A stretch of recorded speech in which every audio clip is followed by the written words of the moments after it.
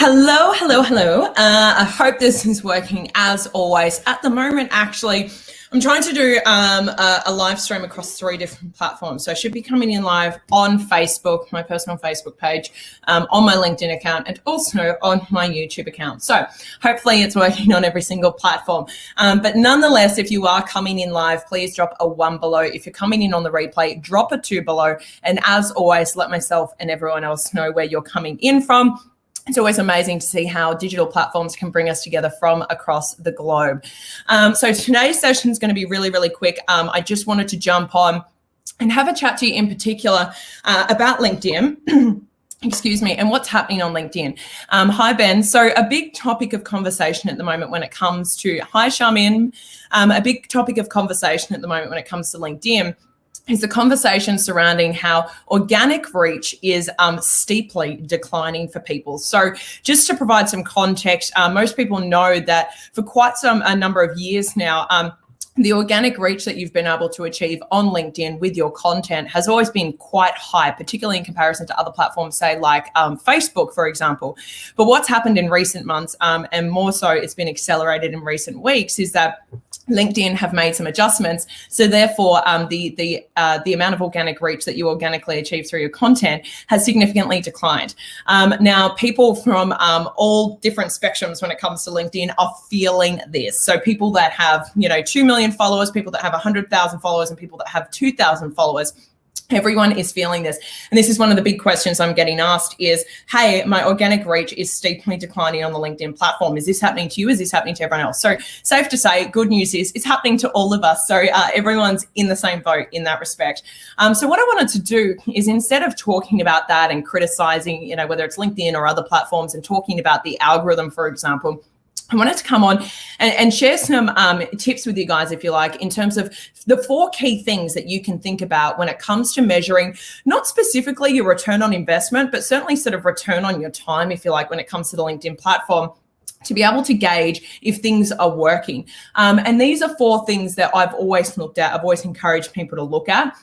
So it's not that they're new, but I'd certainly say that as the organic reach you organically achieve continues to decline, it's becoming more and more important than ever before that you're actually trying to measure the effectiveness of your efforts in any case, because most people don't do that ordinarily. So the 4 things are, and please leave any comments questions in the comments below, and I'll be sure to get to them. And I'd also love to hear your feedback on these 4 points that I'm about to share with you. So thank you everyone for coming in. We got Katarina, Aiden. Just going to say a quick hi to everyone. Muhammad, beautiful guys. Thanks for coming in. It's amazing. Good morning for some people. So I'm going to dive straight into it. So the first one is thinking about your profile views. So the reason that's incredibly important is because no matter what activity you do on LinkedIn, but in particular, when you deploy content on LinkedIn, the goal of that content is to, in effect, drive traffic to your profile. So most people will discover your content in the newsfeed. And the next best step that you want them to take is, 1, to engage with your content, 2, then to click through to your profile. And then 3, when they get to your profile, either send you a connection request, hit the follow button, send you an email, whatever your primary call to action focus is. So it's important that you monitor your profile views on LinkedIn. You can do this by simply going to your profile and looking at your dashboard section, and you'll be able to see your profile views across a 90-day rolling average period at any given time. And really what this indicates to you is how effective your efforts are, including your content marketing, at driving traffic to your profile. Because logically, if you, for example, are deploying content every single day for a 3-month period, well, you would assume that would be increasing the traffic flow to your profile, and therefore your profile view should be on the rise. So that's the number 1 metric to be looking at all the time. You can do it quite easily, and LinkedIn even give you a nice little graph to look at, so it makes it really easy to digest and you don't have to crunch any numbers. The second one is your search appearances. So this has long been one of the most popular metrics on LinkedIn, in the sense that, particularly when you consider, keywords on LinkedIn and for recruitment purposes, etc., search appearances and how many search appearances you show up in has always been a really good indicator as to, for example, how optimized your profile might be. So this is a good one to look at, in the sense that, if you are creating really, really good traction, naturally more people will start to look for you on LinkedIn. So ultimately you want your search appearance figure to be increasing, meaning that you are showing up in more search appearance results. I wouldn't say it's the most important metric though, because you can't entirely influence it. And the reason I say that is because, in some cases for particular search terms, it may be very difficult for you to move yourself to the first page results on LinkedIn. So don't marry yourself to that metric, but certainly focus on it.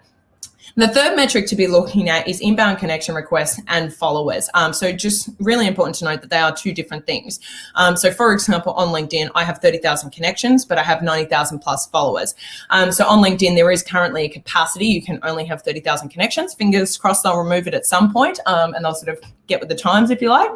But they are two very different things. And you can change which call to action is listed on your profile. So by default, when you set up your LinkedIn profile, when someone visits your profile, the default blue button is connect. However, you can change it to follow if you want to. So naturally, what a lot of people will do is that when they exceed the 30,000 connection limit, what they will do is change the default button to follow, so that they can capitalize on people who want to stay up to date with them, knowing that if people send them a connection request, they're not going to be able to accept it. So I won't dive too deep into the logistics of that, but something to think about. Now, the reason you want to look at your inbound connection requests and follow account is because, similar to your profile views, if you're deploying content and putting content out there and doing other efforts, well, ultimately that should translate into growth in terms of your profile presence from a static presence and existence perspective, meaning your follow account should be going up. So if you think about it logically, what happens? You put content out, then ideally you drive more traffic to your profile. So your traffic is going up. And then because you're driving more traffic, your follow account and or connection request, inbound connection requests grow as well, right? So that's the logical process that you want to go through from a user perspective. Now, the fourth and last, I'm mindful of time, I wanted to make this one super, super quick. Hi, Ahmed. The fourth one to pay attention to, as always, and this is probably my favorite one, and a lot of people know that, is your content engagement rate. So your content engagement rate is likes plus comments plus shares as a percentage of views. And if you want to get really technical, you can minus your own comments as well. So likes plus comments plus shares as a percentage of views. Now, the reason I've always loved this metric is because it is a relative indicator of your performance. So what happens is a lot of people go onto social media platforms and they go, hi, Paula, I hope that's how you say your name. I'm coming in from Cape Town. So often what happens is a lot of people go onto social media and we feel intimidated because we see someone else's content. We don't factor in any of the truth about how long they've been on the platform, how much content they do, what they're doing behind the scenes. We look at a piece of content of theirs and go, wow, they got 200 likes or they got 50,000 views or 100,000 views. But what's important is that you don't blow the figures out of context. I'm not saying that 50,000 views, 100,000 views aren't good. That's not what I'm saying. But what's important, particularly when you're wanting to develop benchmarks for yourself and or your business that are contextually relevant, you want to be looking at your content engagement rate as a percentage on the basis that then you can start to relatively benchmark with that percentage instead of going, oh, this post got 200 views and this one got 100 views. Because if this one with 200, this one with 200 likes got, for example, 100,000 views, but this one over here that got 100 likes got 100 views. Well, this one actually performed better because there's a 100% capture rate of engagement. So I hope that makes sense. If it doesn't, please do let me know in the comments below. I can share that equation with you as well. But yeah, just really quickly, I wanted to share that with everyone because whilst everyone's starting to stress and freak out that organic reach is steeply declining, just know that there are metrics you can focus on to understand how effective your efforts are, despite the fact that organic reach may be declining. So I'll summarize. Profile views, they should be going up. You want them to always be going up. Search appearances, you always want to be having your search appearance count grow as well. Again, you can access those metrics on your dashboard. The third one is you want your inbound connection requests and or your follow account to be growing. And fourth, you want to sustain a good average for your content engagement rate. So a lot of people naturally, even with not huge profiles, will probably get about 1.5%. 1.5% to 2%. My average is about 2.76%. But what's important is you don't compare it to mine or someone else's. You monitor your own content and see what's happening over time. Because the other thing you can do with content engagement rate, your content engagement rate that is amazing is if on average your content gets a content engagement rate of 2%, and then all of a sudden you have a piece of content that gets a 10% content engagement rate and sustains that, well, I'd be paying attention to that piece of content and figuring out what you did differently and then start applying that further with other content because you know it was more effective. So I hope that was helpful. Thank you very much for tuning in. As always, if you're coming in on live, drop a 1 below. If you're coming in on the replay, drop a 2 below. And as always, let myself and everyone else know where you're coming in from. I hope everyone has a great weekend, and I'll see you guys on the next live stream.